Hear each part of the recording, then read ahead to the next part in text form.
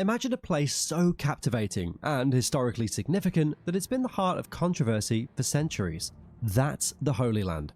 Today's journey takes us through the winding paths of the Holy Land. It's a region that's been worshipped and disputed, steeping in age-old tales and modern conflicts. From the ancient civilizations that walked its streets to the pivotal UN partition plan of 1947, this story is about faith, power, and relentless struggle.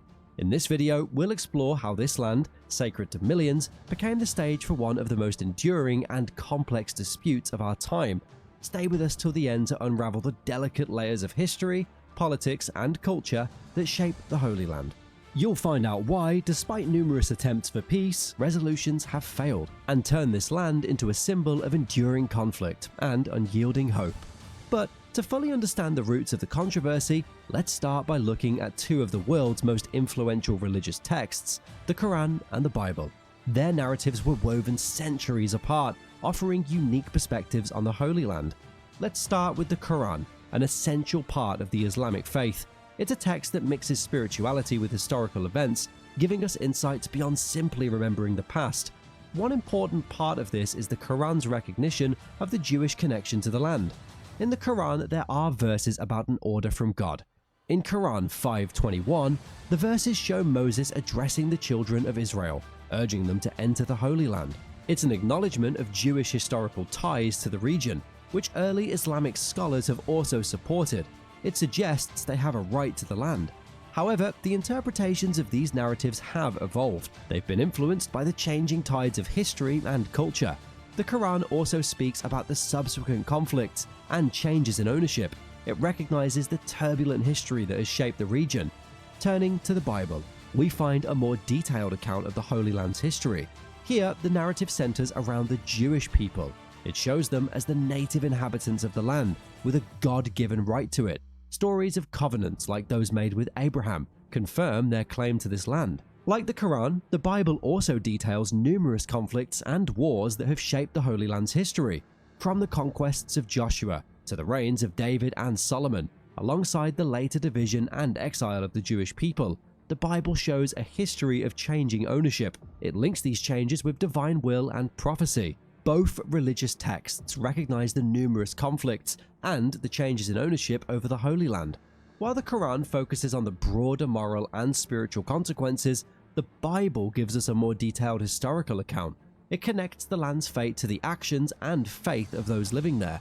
Now, skip forward several thousand years. It's now 1947, a year that would forever change the landscape of the Middle East and put a permanent mark on its history, with a proposal that brought hope to some and dismay to others. Picture the world recovering from the ravages of World War II. It was a time where the United Nations was looking for a complete solution to the long-standing conflict in Palestine. They proposed a bold plan, the United Nations Partition Plan. It aimed to divide the land into two distinct states, one Jewish and one Arab, with Jerusalem as an international city. As you might have guessed, it was a groundbreaking proposal. The UN tried to balance competing claims and aspirations, offering a vision for peaceful coexistence. Those were some pretty lofty goals for a land steeped in historical and religious significance. For many Jewish people, this was an opportunity to establish a homeland they'd long been searching for. After the horrors of World War II and centuries of wishing, they saw it as a pivotal moment. It was a step towards the realization of the Jewish dream. It was a chance to rebuild and live in peace in a land they hold dear. To nobody's surprise, the Jewish leadership accepted the plan. However, the Arab leadership wasn't so willing to cooperate. In fact, they rejected the plan outright. To them, it was an infringement on their rights. They saw it as an unjust divide of a land they too called home. Their rejection was rooted in a sense of injustice and a fear of losing their land and their identity. They believed the plan symbolized a loss rather than a solution. Soon enough, the rejection set the stage for escalating tensions. It created a path to peace, but the partition plan quickly descended into a spiral of conflict, changing the fate of millions. The aftermath of the partition plan saw the start of a complex conflict that still echoes to this day. The declaration of the State of Israel led to tension and anticipation filling the air. The next year, 1948, was yet another watershed moment with the beginning of the Arab-Israeli War, also known as the War of Independence or Nakba. This war wasn't just a military conflict, but a clash of national aspirations. It was a battle over land and identity that had been brewing for decades. As the war unfolded, Israel found itself defending its newly declared sovereignty, while simultaneously expanding its territory. The young nation's military campaigns led to significant territorial gains, going beyond the borders set by the Partition Plan. It completely changed the map of the region and set the stage for future conflicts. After a period of intense and bloody fighting, 1949 brought a sense of calm to the region. Israel and its neighboring Arab states, Egypt, Jordan, Syria, and Lebanon, signed a series of armistice agreements. These were later known as the Green Line. These weren't permanent borders, but armistice lines that temporarily halted the conflict and were the blueprints of the new geopolitical reality. As such, they left many significant issues unresolved. The war was also a time of substantial loss, displacement, and trauma for countless Jewish and Arab individuals. For Israelis, it was a fight for independence. For Palestinians, it marked a catastrophe, a Nakba that shaped their national identity. The war changed national boundaries, altered demographics, and sowed the seeds for future conflict. The conflict was no longer about territory. It was about the very right to nationhood and self-determination. Fast forward a decade or so, and things didn't get any easier or simpler. In June 1967, after increased tensions and threats, Israel found itself in a conflict with Egypt, Jordan, and Syria. This was a fight for more than survival. It was also a fight for identity and control over sacred lands. The Six-Day War began as a preemptive strike by Israel against Egypt. Over the next 6 days, there was a rapid succession of military victories. These shocked the world and changed the map of the area.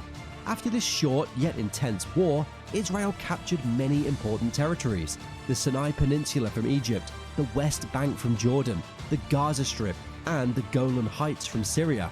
They gained lands that were rich in history and symbolism.